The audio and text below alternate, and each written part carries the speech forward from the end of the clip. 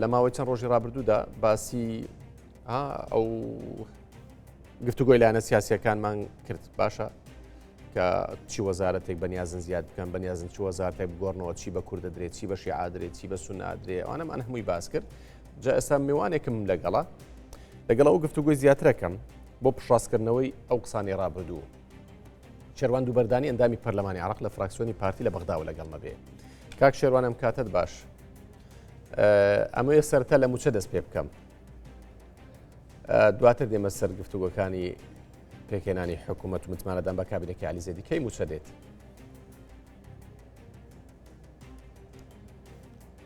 بەڵێ کاکۆڤانم کاتت باش سلااو ڕێز بۆ جەنابەت بۆ بینیاری خۆشەویست وا دیارە دوای کە ئەو داتەکانەوەتی تەسلیم وەزارەتی دارایی دەکرێت ڕێگەی بەنگی ناوەندی لە هەولێرەوە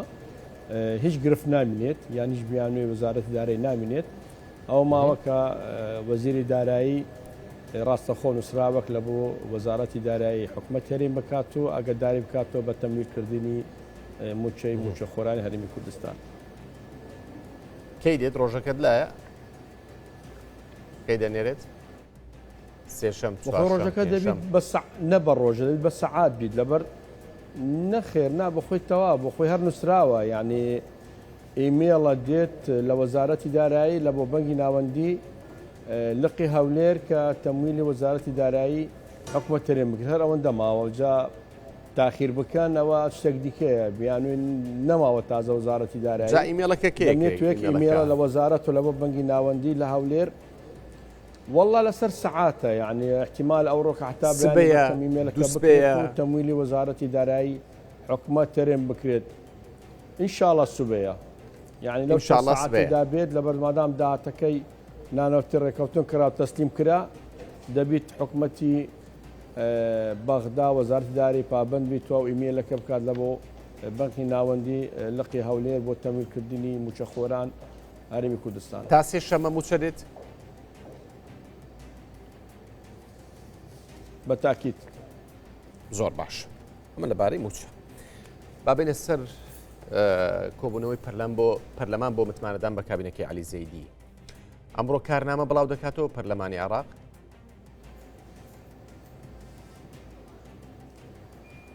وڵای ئەوڕۆکەمە لە ئەنجومەن نوێنەرانی عێراقین کۆبوونەوەمان هەیە لە لیژنەی ئاسایش و بەرگری وا دیار هەندێک زانیاری لە نەکبرادرانی ئەندام پەرلەمانی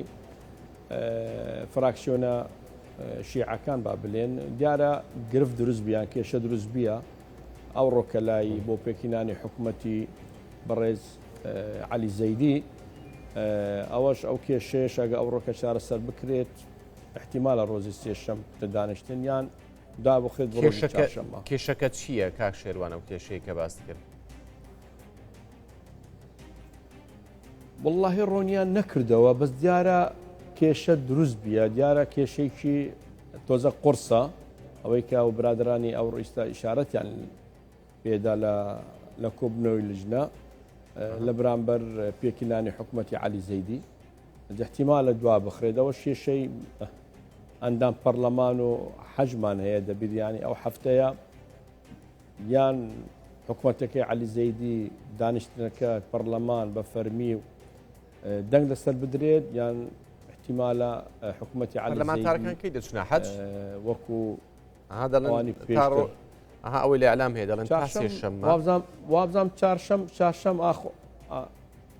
چارشەممەیە نەخێر وابزانم زۆرینەیان تکتیان لە بۆ چارشەم وازانم بڕیە دەشتە حەج ئەگەر زۆر باڕۆژی پێنجشەممە بمێن لەبەر هەفتەی دابێت تاواگە حتا پێنجشەممە دانیشتنی پەرلەمان لە بۆ دەنگدانی کابینەی حکوومەتی شەشەم نەکرێت دەشتە دوای جێژنەی قوربان ئەوەش کە دەشتە دوای جێژنەی قوربان ئەوە سی ڕۆژەکەی عەلیزەیدی تەواو دەبیت و زەحمەتە حکوومەتەکەی پێک بێت باشە سیڤی وەزیرەکانتان بۆ هاتووە کاک شێروان هاتووتە پەرلەمان نەخێر ئاگامە لە چ سیڤی نییە حتا ئەو لەحزەیە نە ئەمەم نە لە ینی سیاسی دیکە فراکسیۆن هەر لە هەندێک پیجەکانی فێسبوک یان ڕێگەی سۆسیۆل میدیا یان لە هەندێک برادران ئاگامان هەندێک ناو دەبیت ئەوچی فەرمینیە هەر لایانی سیاسی هە فراکسیۆنێک سێ بربژێری تسلیمی بەڕێز عەلی زەیدی کردیە لە بۆ هەر وەزارەتێک طبعا ئەولات یەک و دوو سێ هەیە یەکەم یعنی یەکەمە دووەم و سێەم ئەوەش صلاحیەتەن داتە سەرۆک وەزیران بەڕێز عەلی زەیدی کە یەک لەو سیانەیە کاندید کات بۆ پۆستی ئەو وەزارەت. کاک شێروان هەموو لایەنە سیاسیەکان سێ ناویان داوە بۆ پۆستەکان کورد شیع و سونە بۆ هەر وەزارەتێک سێ ناویان داوە؟ بەێ سێ ناویان داوە لە هەر وەزارەتەکە. جا عەلی زەیدی خۆی اختیارەکە؟ بەێ بە خۆی اختیار دەکات هەندێک دی هەیە وا بلێن فەرز کرای لەسەر عەلی زەیدی ئەوش ڕەدی کردەوە بە تایبەت وەزارەتی ناوخۆیە وەزارەتی داراییە وەزارەتی نەوتە یعنی ئەو کێشەی هەرێ سەرێکی لە چەند وەزارەتیکە ئەوەی کە چوارچێوەی هەواهەنگی بینیان کێشە هەیە دەگەل ئەنجومەنی سیاسی سونە ئەوانش یەک دوو کێشیان هەیە بینی خۆیان لە یەک دوو وەزارەت وا دیار ئەوڕەکە کێشەکە وەخو ئەوەی کە برادری ئەوڕەکە بەحسی کردگە لە ئەندام پەرلەمان لە لژنەی ئاساش و بەرگری کە کێشەکە قڕستر بیە بینیان بینیانی سیاسی بۆ پێکینانی چی ڕەت کردوتەوە؟ عەلی زەیدی چی ڕەت کردوتەوە گە زانیاریت لا بێ؟ والله زانیاری فەرمیمان نییە یعنی ئەوە کە دزانین وەزارەتی ناوخۆیە وەزارەتی دارایی کێشیان هەیە وەزاری نەوتە وەزاری کارەبایان ئەوانی کە پەیوەندیە بەوان هەندێک ناو هەیە دیارە ڕەت کردەوە عەلی زەیدی دەڵێ فەرزیان کردووە بەڵام عەلی زەیدی ڕەتی کردوتەوە دەزانی ئەو ناوانە چێن کە ڕەتی کردوونەتەوە؟ ئەوانەیە کە وەزارەتن وەزارەتێکە لە حکومەتی بەڕێز محەممەد شیع سوودانینا کە لەسەری فەرز کرایە ڕەتی کردەوە دیارە ئەو یعنی ئەو کابینەی حکوومەتە دەوێتی و کابینەکە بەخۆی دروست بکات و فەرزی لایانی سیاسی بە تایبەت چوارچێوەی هەواهەنگی لەسەر عەلی زەیدی نەبیت کە بتوانێت حکوومەتەکە خۆی لای من دروست بووە کاینەکانی ئەو ناوانەیە کە ڕەت کردوونەتەوە ئەوانەیە کە وەزیر بوون لە کابینەکەی سوودانی یەکێک لەوانە گوت وەزارەتی ناوخۆ وەزارەتی دارایی و نەوتوەمانن وەزارەتی دارایی لای تەیب سامی ئێستا وەزیرە ئەوی ڕەت کردوتەوە پێشنیار کراوە بۆ عەلی زەیدی و ئەویش ڕەزامەت ببیان ڕەتی کردبیتەوە ئەوە وەزیری ناوخۆیە یعنی بەخۆی عەلە ساس یعنی حەسەب کەوان برادران دەلێن کە تەیب سامی بە چ لایەن سیاسی نییە عنی کە دووبارە بکاتەوە بریاریش هەیە عەلی زەیدی گوتیتیە من یەک وەزیری پێشتر دووبارە ناکەمەوە یعنی ئەو واناریم ئەوڕەکە ئەو کێشەیە دروست بیە لای بەڕێز عەلی زەیدی و دەگەل ینی سیاسی چ کوردە چ شیعە چ سونەیە دیارێ ئەوڕە کێشەکان زۆرتر بیە بۆ پێکینانی ئەو حکوومەتە. باشە خۆتان لە لیژنەی ئاسایش و بەرگریین باشە چێ دەبێتە وەزیری بەرگری؟ زانیاریتان هەیە؟ والله ئەوەش عەلە ساس وەزیری پێشتر بەڕێز تابەت عەباسی ئەوش ڕەت کردەوە ئەو کە کاندیدی ئەنجومەنی سیاسیە فراکسیۆنی الحەسن بەخۆی سەرۆکە فراکسیۆنیە کە چەندین ئەندام پەرلەمانی هەیە و ئەو زانیاریمان کەیە کە بەڕێز عەلی زەیدی ئەوشی ڕەت کردەوە دووبارە ناکاتەوە هێشتا نەگەشتنە با بڵێن کاندیدی بۆ ئەو پۆستەش وەزیری بەرگری عێراق یان وەزیری ناوخۆوانێشە کێشەکە بەردەوامە. باشە ئەی کورد چی وەرەگرێ؟ ئەوە لە فراکسیۆنی پارتی چی وەرەگرێ حزبەکان کە چی وەرەگرن؟ بەهار لە ئێوە دەست بکەم وەکو پارتی چ وەزارەتێک وەرەگرن؟ کورد هەروە خۆیتی ئەمە وەکو کورد وەکو پارتی وەتێکە کە جەنابی سەرۆک مەسعود بارزانی شارەتی پێدا ئەمە بوومان زۆر گرنگە سێ وەزارەت وەرگرین ئەمکەنە کورد بتە 5 وەزارە وەزارەکە ئەوە پێشنیار دەکەین کەڵ بگرین کوشت و کاڵە لە بڕمان زۆر گرنگە یان مەواردی مایی دەگەل هەردوو وەزارەتەکانی دەرەوەیە وەزارەتی ئاودانکردنەوەی وەزارەتی دادە وەزارەتی ژینگەیە دیارە برایانی یەکەتی دەگەل نەوێنوێ پێکاتینە کە وەزارەتی ژینگە بۆ سەرواخان بیت ئەوەی کە گوێبیست دەبین لە ئۆلی پەرلەمان یان لە هەندێک پێجەکان دیارە ئەو بریاریاندایە پێکەوە برایانی دیکەش ئەو ئەندام پەرلەمانەی لە فراکسیۆن و یەکگرتو هەلوێستوانەش ئانی داوای پۆستێک وەزار وابزانم دەکەن کە مافی خۆیانە کە دە کورسیان هەیە ئەو سێ کورسیە نوێ دەگەل یەکەتی بینە 20 کە وەزارەتی ژینگە بدەنە نەوێ نوێ ئەو قسانە زۆر هەیە بەس وەکو فەرمی حتا ئەو لەحزەیە نە سیڤیمان وەرگرتیە نەکەس لیانی سیاسی ئەوان ئەو زانیاریانی کە هەیتمانێنەوە ئاگادار دەکرێنەوە کە پشت ڕاستیان کردیە پارتی وەزارەتی دەرەوە و ئاوەدانکردنەوە و جێگیری سەرۆک وەزیران وەرەگرێ ئەوەدان بەێ حتا و لەحزەیە ئەو چ گۆرانکاری دەکرێت لەو چەند سەعاتی بێت ناوەکانیشتان پێشکەش کردووە ئەکید لەکن جەناب سەرۆک مەسعود بارزانی درایە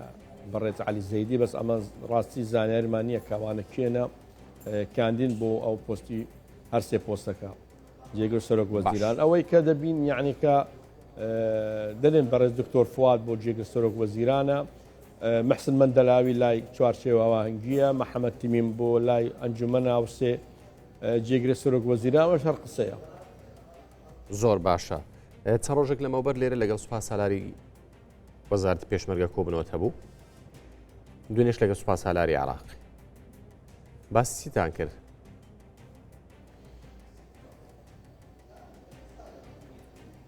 والله ئەمە لە لژنەی ئاسایش و بەرگری دوسێ پرۆژه یاسایان گرنگمان هەیە یەک تایبەتە بە وەزارەتی ناوخۆ ئەو دیکەش لە ماوەی دیکە لەسەر وەزارەتی بەرگریە هەموارکردنی یاسای 2010 ئەوەی کە پێمان باش بی و گرنگ بی کە دەگەل جەنابی فەریق ئێستا عوزێر سوپای سالاری وەزارەتی پێشمەرگە و دەگەل بەڕێز فەریقەوە ڕوکن عەبدەلەمیر یاڵەڵڵا کە پاڵپشتیک تەواو لە بۆ پێشمەرگە هەموارکردنی ئەو یاسایە کە هێزی پێشمەرگە وەکو هێزەکانی کە عێراق لای امتیازاتەوە لای موچەوە چەندین پۆستی کورد لە وەزارەتی بەرگری عێراق کە دەهان بتوانین بامانگی لەگەڵ وەزارەتی پێشمەرگە وەزارەتی کار موچیان هاوتا بکرێت امتیازات بکرێت یعنی ئەو ڕۆکە زانی خانە نەشین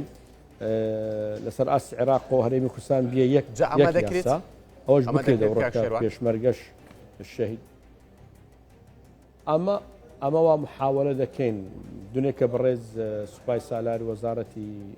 بەرگری عێراق پاڵپشتی تەواودا وتی هەماهەنگیک زۆر بێزم هەیە دەگەل بەڕێز سوپای سالاری وەزارەتی پێشمەرگە هەمانەیە لە ڕۆژانەش سەردانی هەرێمی کوردستان دەکەم و دەگەڵ جەنابی سەرۆک مەسعود بارزانی و دەگەڵ بەرپرسانی خۆمان لە هەرێمی کوردستانەوە کە بتان ئەوەی پێم بکرێت لای خۆمان و ئەمرۆکو سوپای سالار و وەزارەتی بەرگری پاڵپشتی تەواو دەکەن مافی خۆیانە پێشمەرگە ئەو بخۆ ئیشارەتی پێدا کە زۆر بازێکی لە عێراق کە ملیۆن و ڕبع یا ملیۆن 400 پێشمەرگە 304 دەگریت ئەوش پێ باشەکە ئەو فەرقەیە کە بینی موچێ پێشمەرگەی و موچەی هێزەکانی عێراقەکە پێکەوە بتوان لە یاسا هەموار بکرێت و کە پێشمەرگە بەشیکە لە مەنزومەی دیفاعی زۆر باش عێراق کە لە دستوراتیە سوپاس بۆ شێروان دووبەردانی ئەندامی پەرلەمانی عێراق لە فراکسیۆنی پارتی کە لە بەغداوە لەگەڵ مابووی زۆر سپاس.